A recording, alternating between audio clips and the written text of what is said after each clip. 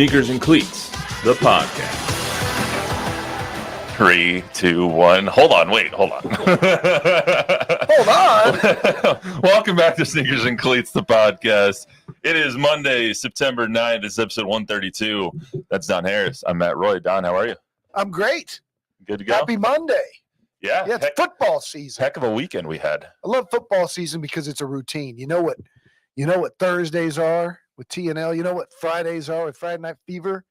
You know what Saturdays are with college football, Sundays, NFL football. And then Monday, Tuesday, Wednesday, We talk about it. we talk about it. Yeah, we hype them up, Absolutely. break them down, Monday morning quarterback. And there's a lot to break down this week, especially after what we saw on Saturday from UTSA, or didn't see from UTSA, Yeah. and on Sunday from the Cowboys, and what we didn't see from Bob's Browns over there. Sorry, Bob. Hey, the Broncos lost too, so we're in the same boat. Before we get started, I just want to remind everyone to subscribe to the YouTube channel, both News 4 and Fox SA. If you are so inclined, download, rate, review the podcast wherever you get your podcasts. It helps us out a lot. Give us some feedback, 5-star review. That'll be great for us. Like I said, we're going to get to talk a lot about Dak's new deal and the $231 million guaranteed to go along with that. We're going to talk a lot about the Cowboys' dominant win over the Browns and UTSA getting manhandled by Texas State on Saturday. And that's where I get my trivia question from today. UTSA's 39-point loss to Texas State. Wow. The worst in the Jeff Traylor era, the worst loss in the Jeff Traylor era, that is. What is the second biggest loss? Second biggest loss. Point total. Point differential.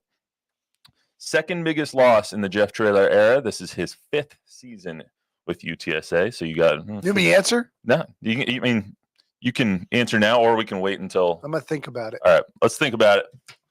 We'll get to that in a second. I want to get to Dak first. So we'll talk about the Cowboys-Browns game here in a second. But the fact that the contract is signed, or allegedly is signed, or is finalized and agreed to 5 hours before the game was even more interesting to me. So 4 years, $240 million for Dak Prescott, $231 million guaranteed, $1 million more than Deshaun Watson's record-breaking deal a couple of years ago. That looks maybe like the worst contract in all of football right now with the way he's playing. Deal was agreed to about 5 hours before kickoff, ties the Dak to the Cowboys through the 2028 season. And his ABV now is $60 million a year, which is also the most in history. Before we get started here, Don, let's hear from Dak and Jerry first. No, I'm happy that it's done. This was a time when it was right there for us to do. We were all set to go, and that's so critical. I've seen so many things that were worthy of doing that weren't done because you missed the timing to make it happen. And opening day up here against Cleveland, this was a great time to make it happen. What it means is a big commitment to the next 5 years, to our future, if you will. There's a lot of me that thinks I hope Dak is our quarterback for the rest of my time. So, and that's not just limited to the terms of this contract either. But I've got a lot of confidence in him. He's got a lot of brings so much to the table. Any negotiations. I mean, one side wants something, other side wants this, and then obviously you got to get it and you meet in the middle, and that's what we did. Something that works for everybody. I'm just proud, just happy. It's done. I'm proud of my agent. Todd did a great job. Steven and them did a great job. It works for everyone. When you're looking at the details, it's it works for everyone, and understanding where this cap is going. I'm just excited. As I said, it's behind us, and we can focus on winning games. It's my only motivation. Hold up my part of this deal, and just deliver that. That's my motivation. Right now, it's about celebrating this win tonight. Hell of a win with these guys. Excited for this plane ride back with them. But turning the page tomorrow, getting on to the Saints, and taking it one game at a time. But that's what is at the forefront of my mind. Not the money. It's about holding up my end of the deal, and that's winning. And I want to do it here. I'd be proud of my agent too if he got me $240 million. Don, what was your take right away when I think I was texting you and Chuck yesterday morning when this happened? I mean, it's kind of expected, right? I mean, My mind has been blown by this whole thing because I got so many questions, right? Let's start off with the biggest. We think Dak is the blank best quarterback in the NFL. A number. Let's just say 8, 7, 8. Okay. Why does the 8th best quarterback in the NFL get number 1 money? Guess he was next. Okay, that's dumb, right? I mean, because let's just say Jeremy Sohan is next with the Spurs. His contract's going to come up. Does he get more money than Wemby? Does he get more money than LeBron or Steph Curry because he's next? Is Jason Tatum the best player in the league? He's getting the best player money. Jason Tatum is a champion and a all NBA player. He's a top 3 or 4 player, and he's young. And I can see that makes somewhat sense. That makes more sense for him to get more money than Steph because Steph's on his way out. Dak Prescott making more money than Patrick Mahomes is outrageous. Making more money than guys who even have more playoff wins. Anyway, it's the way it works, right? He said he's next. I think that whole thing is really stupid. My second question is, what happened to all in? Certainly we'll all in on this season. I want to have a carrot out there. He may get a contract. He might not. He might get hurt. Might be based on his level of play. All the lies that Jerry told all preseason I know it was a negotiating ploy, but it was like, we're going to wait and see. We're going to make him earn it. We're going to put a carrot out there. I want pressure to be on McCarthy and Dak. CD, they had to pay. We get it. He would have not played. He would have held out because he had no guarantees. And then the third biggest question is the one you guys know how I feel about Dak Prescott. He's going into year 9. He hasn't ever done anything. And so forget regular season wins. When you're the quarterback of America's team, only one thing matters: Super Bowl championships. If you want to be Roger or Troy and get the number 1 money, you have had to have won. Jerry just guaranteed that the Cowboys will not win a Super Bowl for the next 5 years. And that's a big statement, but I don't think you're wrong. He's a loser. He chokes in the playoffs. There's nothing that makes me think he's going to lead them to a Super Bowl. And I would have moved on. I know about the dead cap and all that kind of stuff. I would have moved on. I get the argument that he's your best chance based on what else is out there, but your best chance is no chance, because when he's going to be great, he's going to be a leader. He's going to win you game.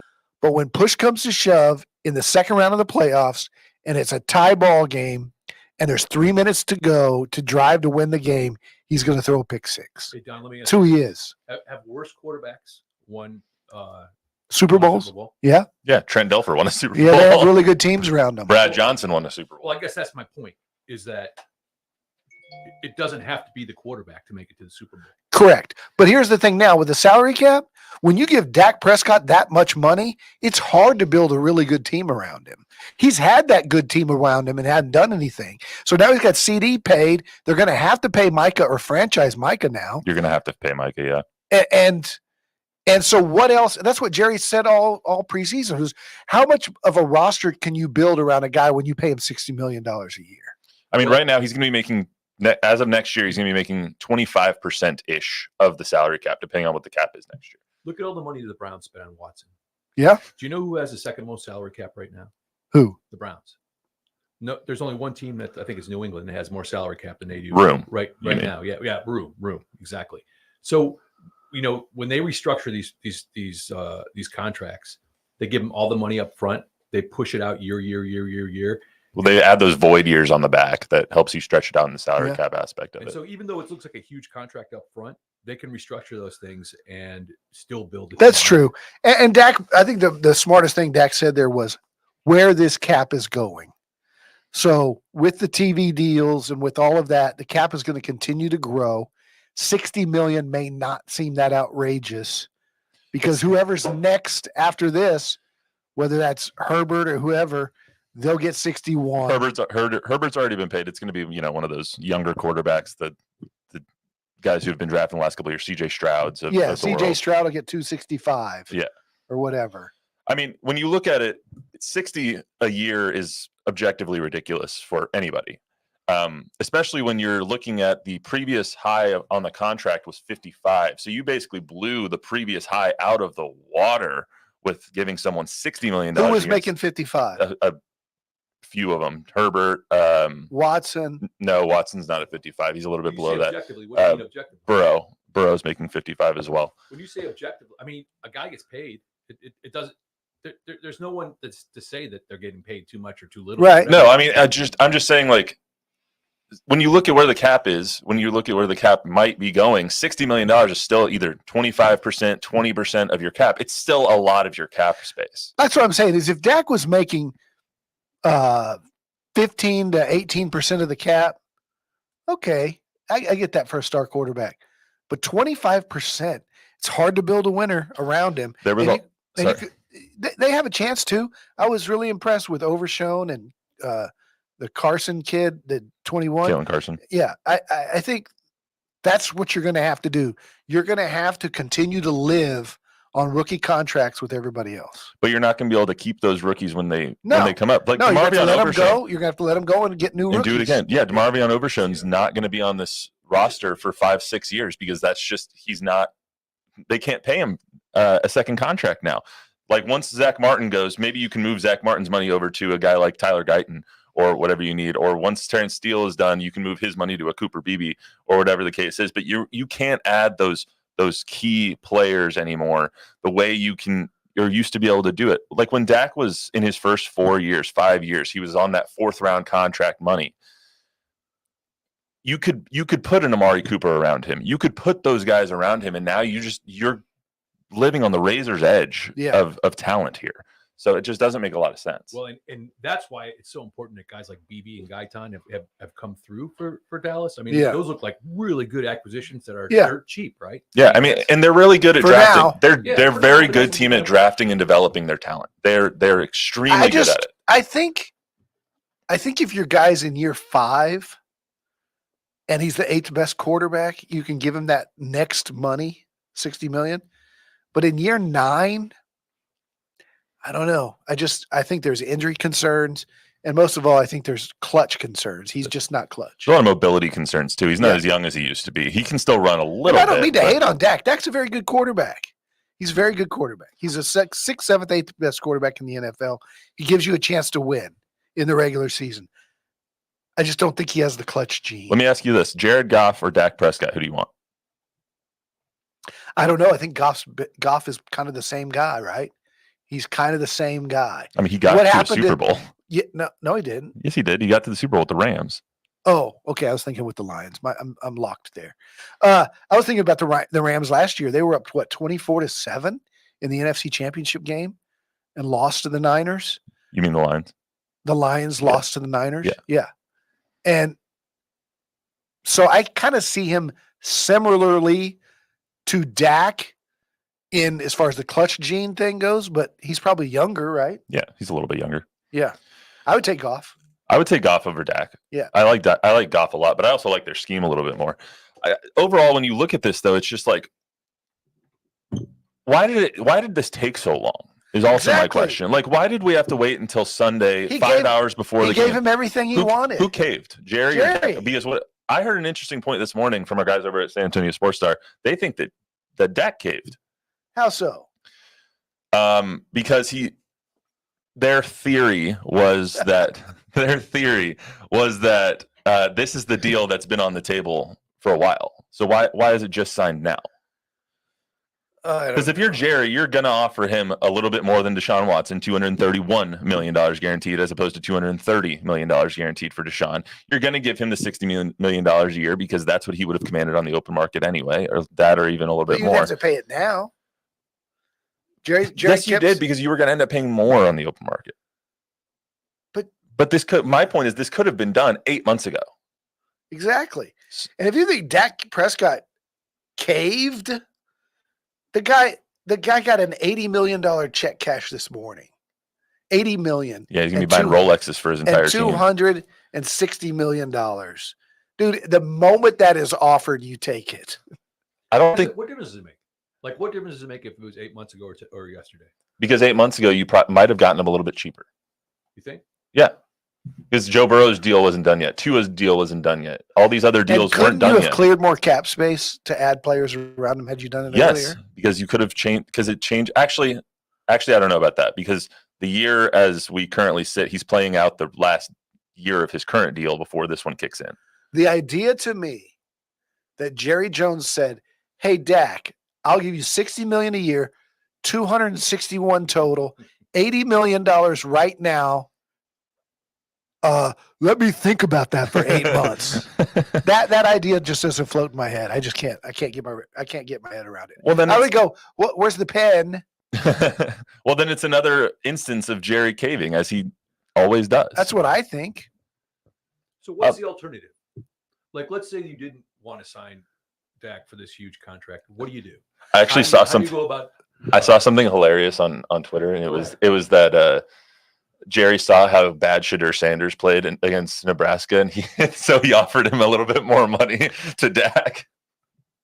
My mind has always been this: let him play the season. If he hits the open market, you're Jerry Jones. You can match any offer. He's never going to leave. He's never going to be mad enough to go to the Jets because it's the star on the helmet means that much. And you can match dollar for dollar. And even if he had his feelings hurt, he would stay a Cowboy. And if you offer him that, if he wins you a couple of playoff games or goes to a Super Bowl. But if he does what he does against Green Bay in the first round at the end of this season, then you eat the $40 million, just like the Packers did when The Broncos are and doing right now. Yep, and you eat the money like the Packers did with Rodgers and the wide receiver Adams, Mhm. and you go out and you do what Tampa Bay did. You get a Baker Mayfield on a 1-year, $6 million deal. You get a guy and you start over and you eat the money. But to extend Dak for another 4 years, I get it. He's a good leader. People love him. He's good. But I just don't. I think you sealed your fate as far as your ceiling. You're going to make the playoffs. You're going to be okay. But you're not going to beat Patrick Mahomes in a Super Bowl. I think that this was Jerry saying he wants. Like, I think Jerry sees his own mortality, and I don't know Jerry.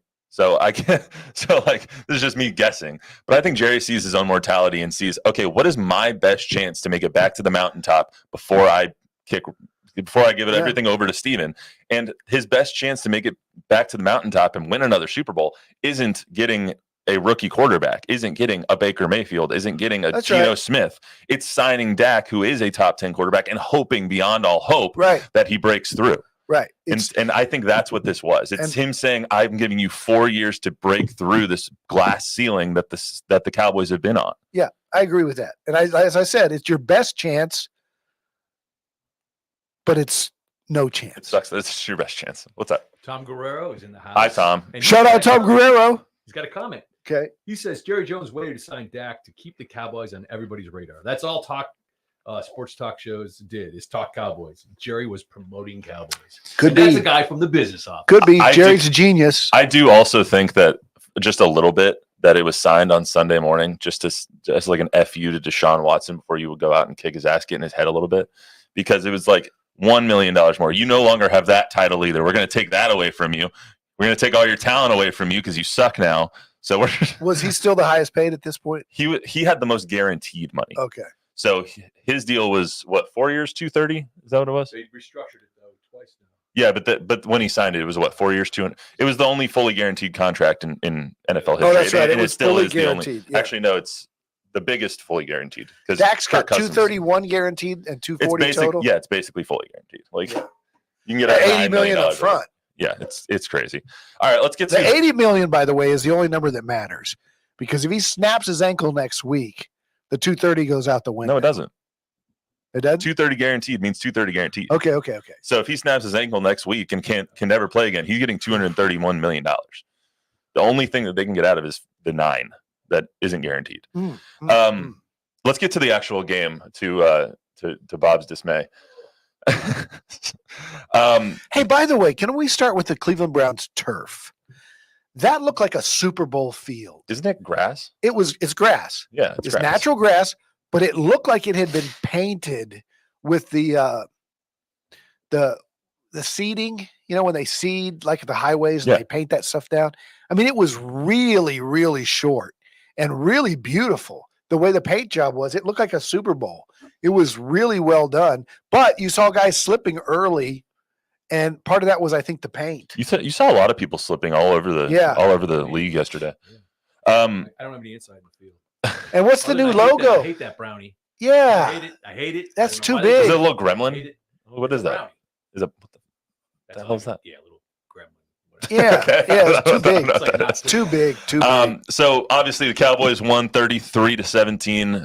Is a late garbage time touchdown by the Browns to kind of make it a respectable looking score. It was not even that close on the field. It was 20-3 at halftime. The boat race. Cavante Turpin runs back a punt in the third quarter. Only a matter of Early time. in the third quarter, 2 more field goals, and that was all she wrote. How about the leg on On Brandon Aubrey. Brandon Aubrey? Dude, that kid, they found gold in Brandon Aubrey. What was his name? Brett Maher missing that all those extra points and 4. field goals was like the best thing that ever happened to the Cowboys. 66, like it was nothing. That would have tied the NFL record. Yeah, they should have let it go for 71. Why not? Why not? Why not? But anyway, what impressed you the most besides the leg of Brandon Aubrey in that win yesterday? I don't know that I was overly impressed with any aspect of the game. Zeke ran better than I thought he would. Dak was Dak. He was consistent. They have a number of receivers. CD was in midseason form for holding out. I think that was impressive. The defense swarmed to the ball. Overshone's really fast. Micah was Micah. But the young DB, Carson, I thought showed up well. I thought it was a balanced, good team effort with nobody really wowing me. I thought it was exactly the kind of game that Mike McCarthy would want to win. Didn't have to rely too heavily on his offense. His defense was lights out. His special teams got on the board as well. It was a very football. complimentary game. Yeah. Like if you could ask Mike McCarthy to draw up how a game script would look, I think that's around what he would. Complimentary think. football is the word he uses all the time. Yeah, but they only had. I mean, Dak only had. I printed out the box score here. Dak only had like 179 yards passing, but 154 of them were in the first half. Like they just stopped trying in the second half because they didn't have to. Dak made such a great play on the first touchdown when he just kind of lofted the ball into the end zone. Brandon Cooks was wide open. Well, Yeah. because everyone in the field thought that he was going to go short there, right? And so the safety came up and was ready to pick off a short pass. And so it was basically a throwaway. He was like, I'll just throw the ball in the end zone. If the safety bites, I got a touchdown. If he doesn't, it's just going to be a batted ball. He had a man right in his face. It was a perfect decision. It was a very, very good decision. They've got to run the ball better. 25 carries for 102 isn't exactly eye-popping numbers, especially when you take out CDs. 3 for 25 on the end arounds. Like Rico and Zeke have to run a little bit better. Dalvin Cook's going to get in there as well, and we'll see what they get from Deuce Vaughn. I thought the offensive line looked really good, especially with the new guys up front. Having to deal with that defensive line in your first game ever. And they protected a lot better than I thought they would. And you put up that performance. I thought that was really impressive. But when it comes to the defense, Eric Kendricks, the one signing that the Cowboys had this offseason was phenomenal. Yep. He had, 2 sacks, an interception. He was all over the field. DeMarvion Overshown, who I had a lot of questions about, just if he could, if he's if going to his be an presence- all-pro. He is so good. He's going to be an all-pro. Oh, my God. But we knew that when he was at Texas. Yeah, but I mean, coming off the injury, you never really know how someone's going to respond. We saw with Michael Gallup, like he was just never the same player again. Yeah, it's true. So we didn't know how Trayvon Diggs was going to come back, how DeMarvion Overshown was going to come back. Both of them played phenomenally. And Plus, if DeMarvion Overshown might be the best middle linebacker they've had since the kid from Notre Dame. Why am I forgetting his name? They tore up his knee in the Fiesta Bowl. Jalen. I don't know why I'm forgetting his name, but best middle linebacker that they've had in a long time. I like the way I've always thought that moving Parsons all over the place was stupid, and they just kept him right over the weakest part of the Browns offensive line all day, and he just destroyed it. Micah wreaked havoc, man, over and over again. And that's like the maximum use of your personnel right there. And I thought it was so smart. Why be fancy? Just Zimmer was good. I thought that Zimmer and Mike McCarthy had a very, very good game plan coming into this game, and I was impressed. I picked against the Cowboys on the podcast on Thursday. So did Chuck. We both thought that it was going to be a low-scoring 3-point Browns win because they're just so good at home. They were 8-1 at home last year. They only allowed less than 14 points at home last year. Yeah, they confused Watson. Yeah, and Deshaun Watson, that's the other main takeaway. It wasn't about the Cowboys. I think it was more an indictment on how horrible he looks. He looks like a bottom 12 quarterback right now, and he's getting paid top 10 money. There were open receivers all day. It wasn't like there wasn't somebody open. I think his shoulder was a little stiff. He might need He got sacked 6 times. He might need a massage. Is that what you're saying? I was texting my brother and my friends. We were all hoping for an injury. Dude, we wanted to get to the second. He looked like he forgot that we can get there. He looked like he forgot that he used to be a top 5 quarterback. Like, what happened to him? He can't see the field. He just can't see the field, and he's not feeling pressure right either. He kept bailing out of the pocket for no reason. Yeah, like running in the pressure. It was not impressive. One of the most impressive plays of the entire game was DeMarvion Overshown's sack. His closing speed. He was shot out of a cannon. Oh, my God. I think he had 11 tackles, 12 tackles, something like that. And then that sack was so impressive. Can I tell you a story that just make you smile? Absolutely. And then we're going to move on to UTSA. Here Okay. That kid's from Arp, Texas. Population 637. He wears a cowboy hat. He rides horses. And after they beat UTSA 2 years ago, he got ejected in that game for a helmet-to-helmet on Frank Harris that was unintentional. And Jack Green and I are walking to the parking garage after Texas UTSA 2 years ago. And he's standing at the elevator with his family, his mom and his 2 sisters. And he's wearing that cowboy hat. And I said, "Are you Zero?" And he goes, "Yes, sir." I said, "You're a heck of a player, Zero." He said, "Thank you, sir." And then he goes about, I said, "This your family?" He goes, "Yep, they came down from Arp." He goes, "We're from Arp, Texas." And he got this big smile on his face. He engaged Jack Green. He engaged me. He was the nicest kid, just so personable, not like you would a normal college student would be. Very mature beyond his years, very engaging, friendly, smiling. I've been a fan of Overshown ever since. He was just a really likable kid. He did an event down here in San Antonio last year, I want to say, right after he was drafted. And out in Bernie. Yeah, maybe in Bernie, I think. Or maybe it was up I-35. I'm not sure exactly where it was. But he did a meet and greet with a lot of fans, and that was kind of Chuck's takeaway from him as well. Is that he was just a genuinely nice person. Great kid. Rooting for him. All right. Cowboys are moving on next week. They're going to play their first home game against the Saints. I think Zach will be up there. Saints were good. Yep. I might have bet on the Panthers yesterday, and that bet was dead pretty soon. Bryce Young might be worse than Deshaun Watson. I don't really know. I think that's a competition that I would want to see. Anyway, so they play the Saints 12 o'clock next Sunday. So we'll see what happens then. Let's get to UTSA real quick. So back to our trivia question. UTSA's 39-point loss to Texas State was the worst loss in Jeff Traylor's UTSA career. What is the second biggest loss? I can't think of any really big losses. So I'll say that UT lost 2 years ago. Yeah, that was a 21-point loss. And as you remember, I think you were there. They were competitive throughout the third quarter, and then UT ended up running away with it. It was actually last season against Tennessee. Oh, I don't even remember that game. Yeah, Tennessee 45, UTSA 14. UTSA. And they were competitive in that game. They were competitive early on, and then Tennessee just wailed on them late going on. No Frank Harris in that game. No, that was the end of the Frank Harris injury right there. That was his last one. I think Eddie Lee started that game, actually. And then they went to Owen, and Owen completed 15 balls in a row. Did he? Yeah. I'm looking right now. Yeah, Owen was 18 to 20 in that game. Eddie Lee was 12 of 21 in that game. Owen looked really, really good. His QBR was 81.5, it looks like. But anyway, that was the biggest loss of the Jeff Traylor era.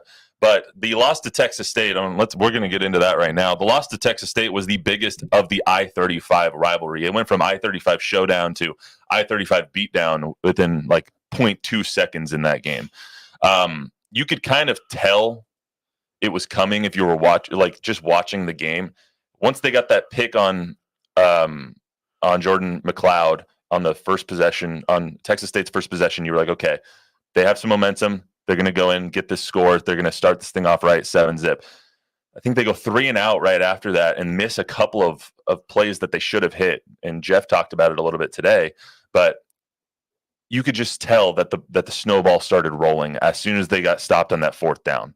And once the snowball started rolling downhill, it did not stop. No. Just give me your initial takeaway from the game. And then I watched the first half, and then we had dinner planned, so I had to leave. But you really didn't need to see the second half anyway. It was the Kennesaw State concerns are real, and that is they can't run the football. No. And you can't move the football if you can't run the football. And they've got to fix that. I think they can. Look, I'm a Jeff Traylor believer, and I think that this team will still contend for the American. They're young.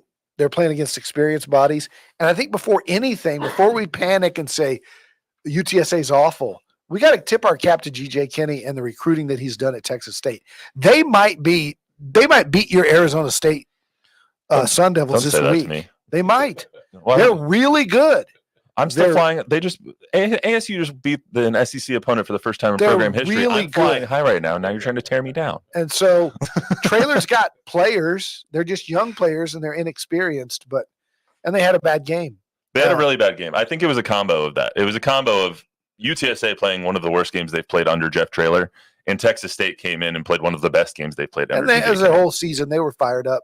And atmosphere. And GJ said that afterwards. He's like, we build this roster to beat UTSA. Yeah. So let's hear from Jeff today. This is a little bit of what he said during his media time. They did a great job. They did. They did a really good job. So they outplayed us. They outcoached us. They physically whipped us, and they deserved to win the ball game. I mean, both those kids are good quarterbacks. We got to help them better. You got to be able to run the ball. You got to protect them better. And when they throw it out there, you got to catch it. I mean, you got to have that catch coming out of your own end zone. It's just a play that's got to be made. And you got to have a catch on the glance route in the end zone. Those are catches that have to be made. This is a team game. And we're not doing enough to protect them. We're not running the ball very efficiently.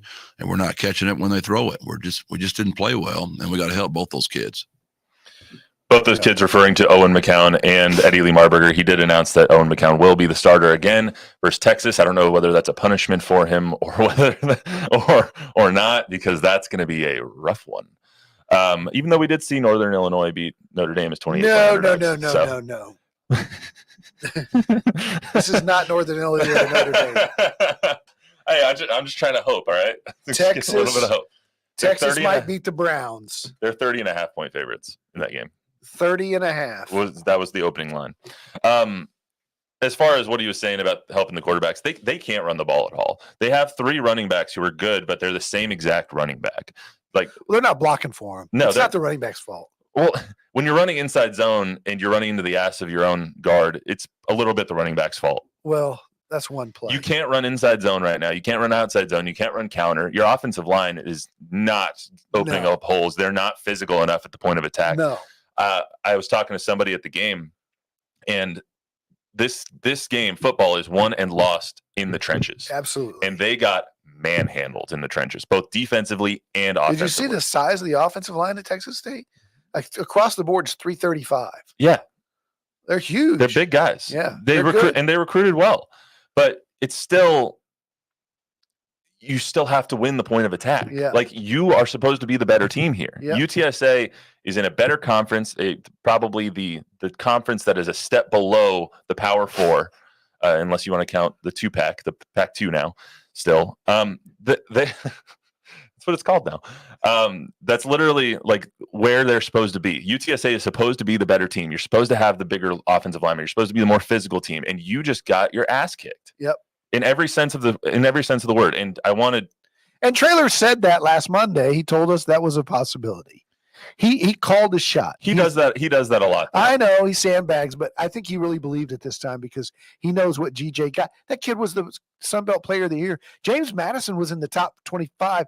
They were the team keeping UTSA out of the top 25 last year. He was their quarterback at James Madison.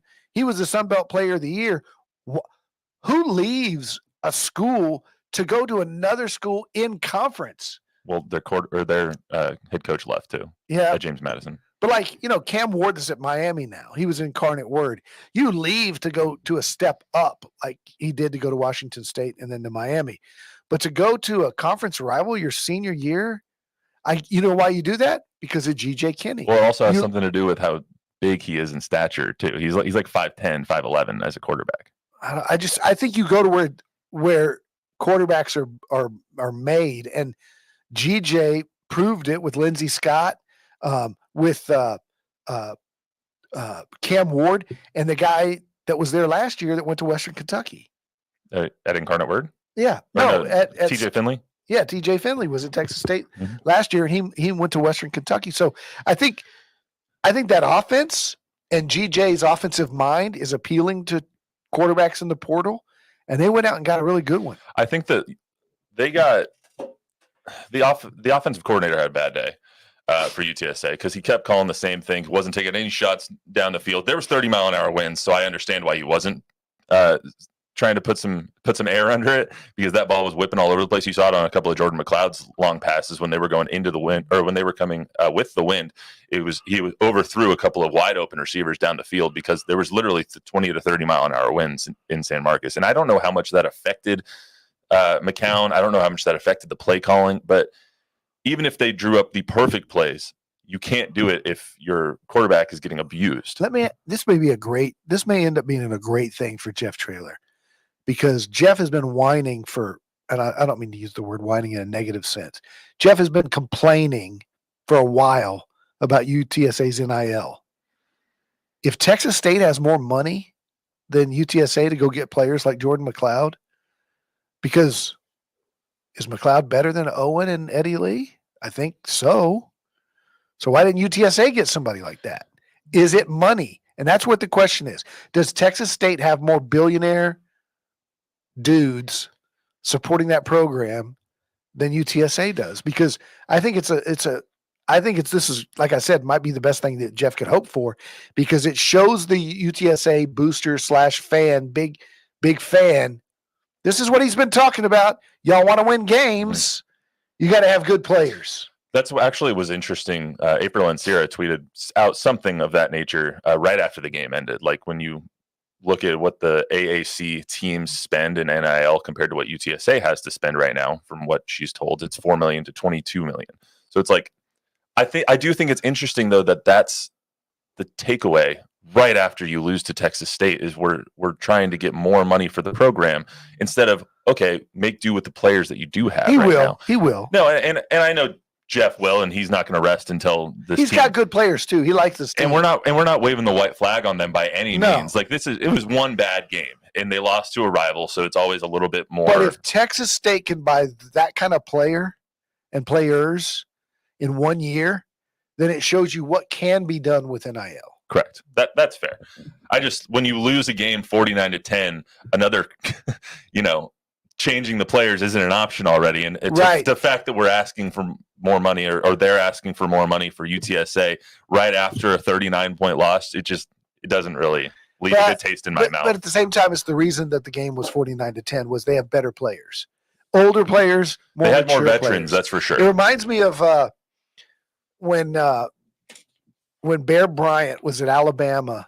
I believe it was 71, and Alabama still had not integrated their football program.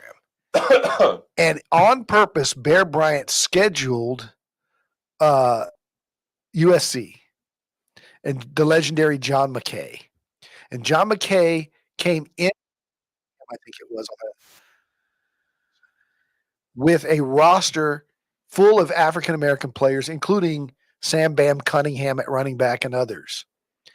And that's when the light bulb went off for Alabama fan that we need to integrate our football team, because USC with an African-American presence in their roster beat the living, you know what, out of Mhm. Alabama, and Alabama fans didn't get it until that moment. Mm. And it was Bear Bryant's genius to schedule them not on the road, but to bring them to Alabama. So you think this is like a wake up call? I think it could be that NIL money is a real thing. And if Texas State can do it, then I'd like to know what they spend on NIL compared to UTSA. If they're spending more, Try and go find that out. of course, they've been playing football for 100 years at Texas State. So, they probably have a lot more boosters with money. Well, one thing they should do is improve their stadium because their stadium freaking sucks. Sorry, Texas State. Also, I want to reiterate your point to GJ Kinney. GJ Kinney's doing a fantastic job up in Texas Wonderful. State. And they kicked the living crap out of Hats off UTSA to for a Texas reason. State, For a yeah. reason. Texas State is doing really well, and they have a chance to Gotta make it to give the them college football credit. playoff. Yeah. They really do. If they win their conference, they could absolutely make it to the college football playoff. So yeah, Texas UTSA heads to Texas this weekend, so that'll be fun. I'm going. Yep, that's going to be a bloodbath. Anything, Bob? Before we get out of here, you want to cry one more time over your breath? One thing that was eye opening. If you look and you watch, there's a little replay in the Browns game where Batonio is down on the ground and Watson goes to give him a hand to pick up, and Batonio knocks him away. And I think that tells you all you need to know. Wow. I didn't even mention Bo Nix on this podcast until right now, so that's pretty good of me. Did you see the Ohio State game? I did see the. Congrats to James Peoples, by the way. Another touchdown for him. Another touchdown? Another touchdown, game 2. Hey, and we didn't talk enough about Texas, Michigan. That was An ass kicking. that was awesome. That was just great college football. The uniforms, the helmets. Great college football. No, the atmosphere. Oh, the atmosphere. The two teams played only for the second time in the big house with those uniforms, those logos, those helmets, that iconic energy around that game. and And then Quinn Ewers is just poised, man. I was having this argument with a buddy of mine the other day. I think Texas is the best team in the country. Texas wins the national championship. I'm calling my shot right now. It only took you 2 weeks. Yeah. All right, that's all we got for you on Sneakers. That's all we got for We're you gonna today on find the out. Sneakers and Cleats podcast. Remember to download, rate, review, subscribe, give us a 5-star rating, tell a friend, tell an enemy. Chuck and I will be back on Thursday. He's going to get some sleep after his travels to Cleveland. So we'll see everybody then.